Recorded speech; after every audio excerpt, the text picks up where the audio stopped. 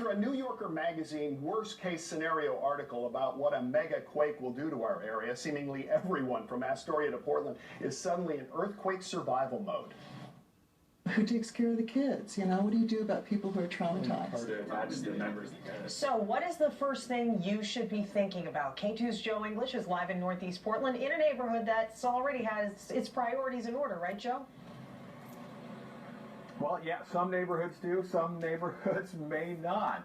What the emergency management experts say is the thing you really need to take care of right now, and you can do it, is to get to know your neighbors, the people who live nearby. They may be the only people you have contact with for days, maybe even weeks after it all falls down. And they tell us it's going to, right? 3-to-1 odds in the next 50 years. But this is the neighborhood. Selwood neighborhood may not be a typical neighborhood around here with people like Brenda and Ed Stevens. She's written a book about a pandemic that kills most of the population. All that's left is teenagers. That's pretty scary. He's backing up a trailer that could be used in an emergency, and they have already been part of a neighborhood planning meeting, figuring out who in the neighborhood needs what and who can do what.